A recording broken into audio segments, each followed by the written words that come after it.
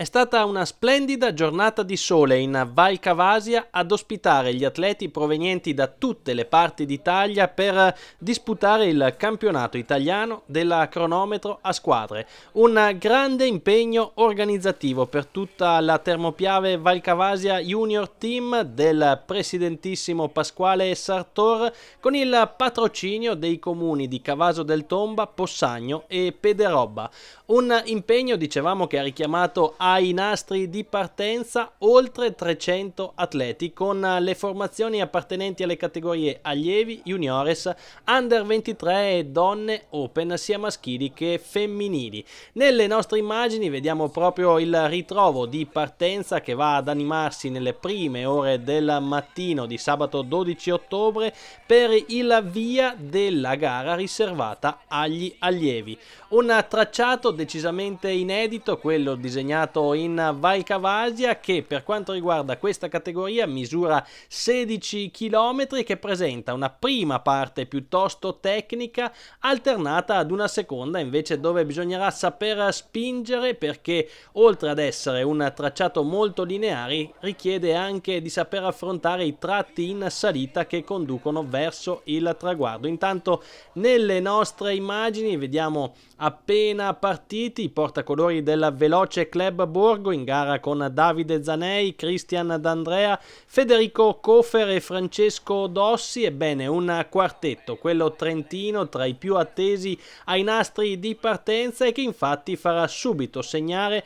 un tempo di riferimento. Subito dopo la volta dell'Industrial Forniture Moro CG Capital, che ha schierato Nicolò Moro, Andrea Del Coll, Gabriele Zago e Riccardo Biasuzzi.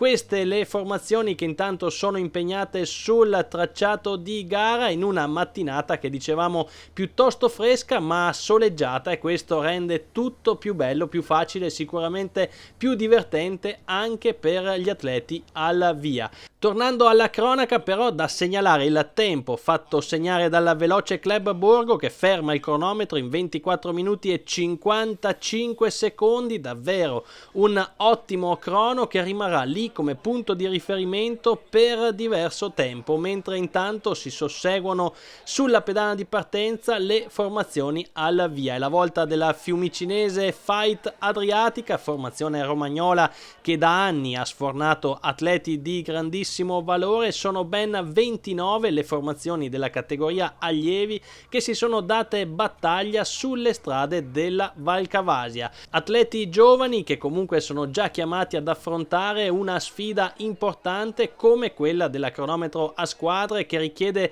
soprattutto una grande unità, una grande coesione all'interno del gruppo. Intanto impegnati sul tracciato di gara anche i portacolori della Termopiave Val Cavasia Junior Team, società di casa che ha ospitato l'evento ma che non ha rinunciato a giocare le proprie carte per quanto riguarda la categoria allievi. I ragazzi di casa con Leonardo Michelon, Alessandro Conton, Alberto Perisello ed Alessandro Bortolotto chiuderanno in 25 minuti e 31 secondi. Intanto con le nostre immagini stiamo seguendo la prova della ciclistica Monselice, formazione biancorossa che arriva dalla provincia di Padova, in gara con Lorenzo Ceccarello, Gianmaria Chinello, Alberto Donà e Marco Capuzzo. Ebbene, i ragazzi della presidentessa Barbara Masin stanno facendo un'ottima prova, mentre vediamo i passaggi che si susseguono all'intertempo anche con i portacolori della Monte Corona e quindi la ciclistica sacilese impegnata sul percorso. Ma attenzione alla ciclistica Monselice, perché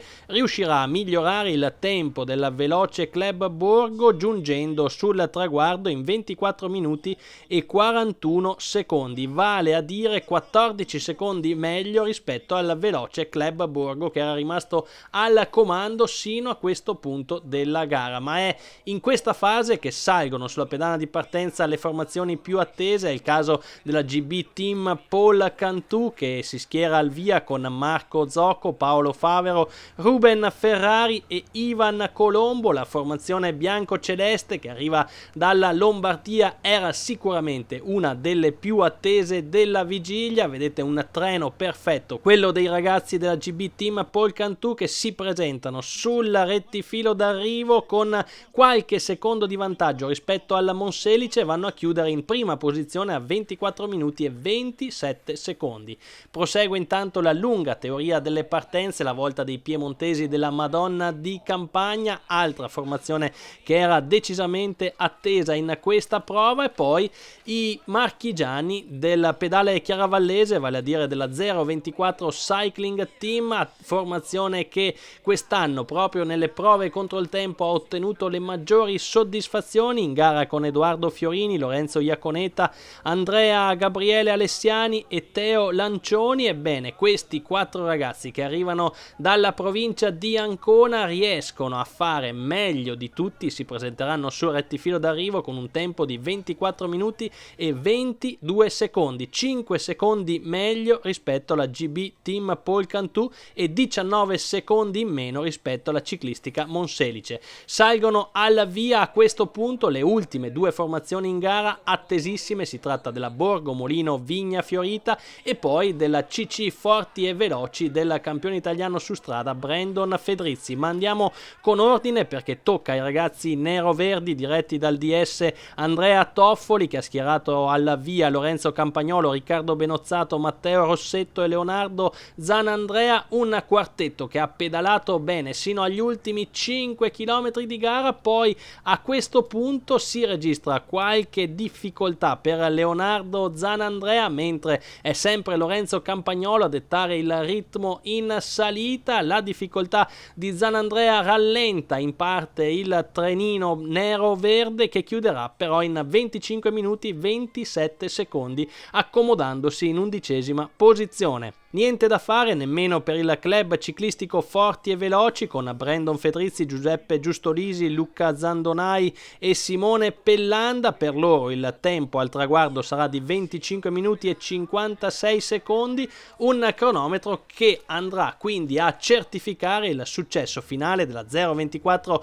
Cycling Team, che si laurea così campione d'Italia nella cronometro a squadre riservata agli allievi, davanti al GB Team Paul Cantù per appena 5 secondi, terza piazza per la ciclistica Monselice a 19 secondi, quarto il Veloce Club Borgo a 33 secondi, quinta l'US Biassono a 42 secondi, a seguire il Veloce Club Pontenure 1957, la ciclistica Sacilese, la polisportiva fiumicinese Fight Adriatica, l'Industrial Forniture Moro C&G Capital ed infine in 10ª posizione la Madonna di Campagna.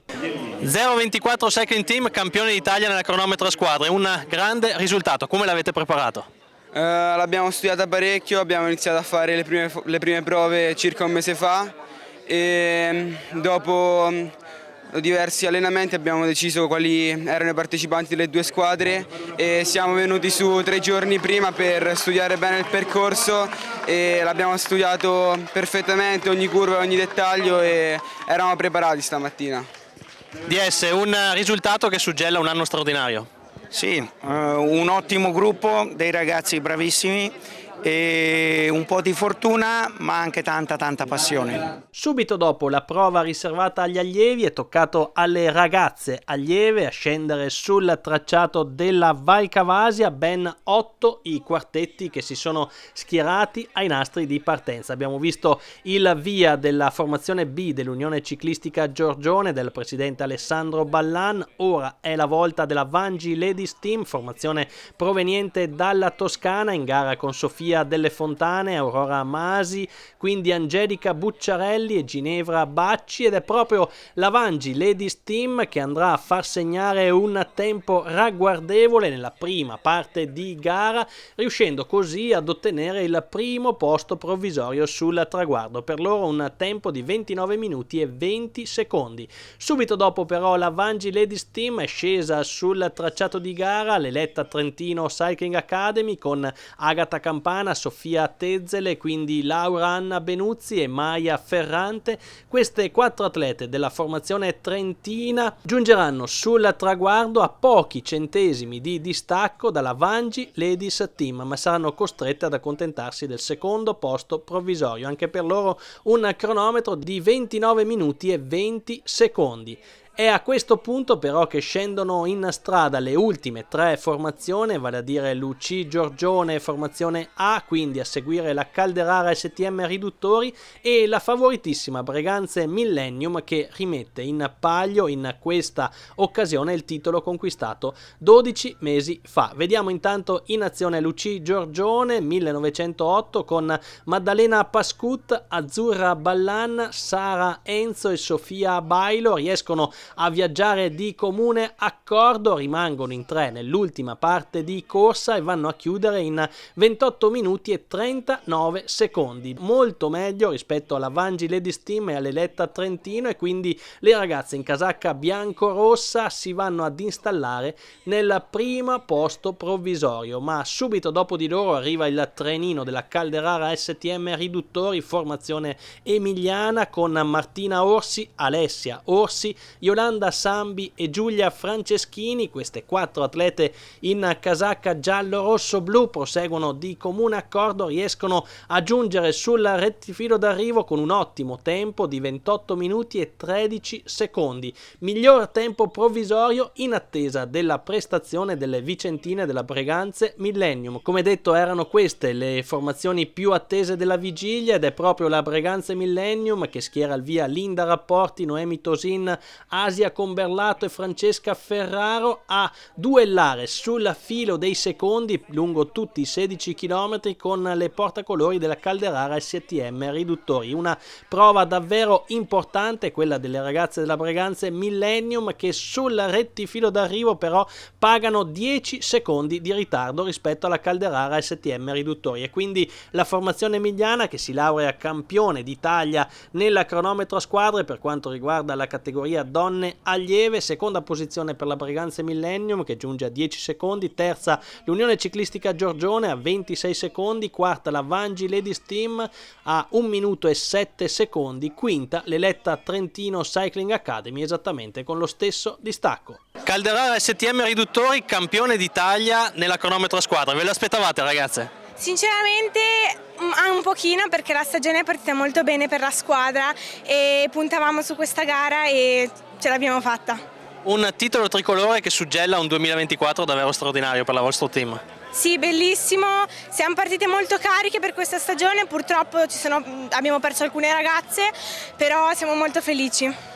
Come avete trovato il percorso di Cavaso del Tomba? Abbastanza tosto, soprattutto per la salita finale, e abbiamo cercato di risparmiare le energie per l'inizio e poi puntare sulla fine. A chi dedicate questo titolo? Ce la dedichiamo a tutte noi perché abbiamo fatto un sacco di sacrifici, e a tutti i nostri direttori sportivi e le nostre compagne.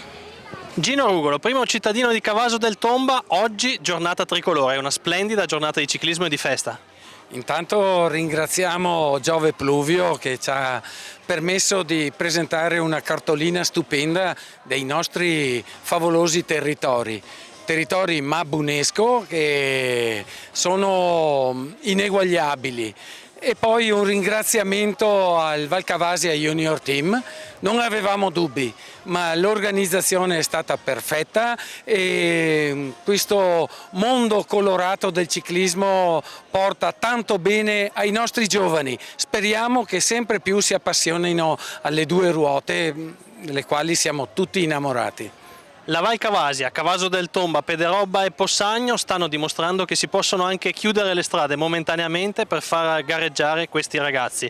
Grande lavoro degli organizzatori per garantire la sicurezza, ma è davvero spettacolare vederli gareggiare su strade libere dal traffico. Certo, era indispensabile contattare la popolazione, parlare alla popolazione, e la popolazione ha capito.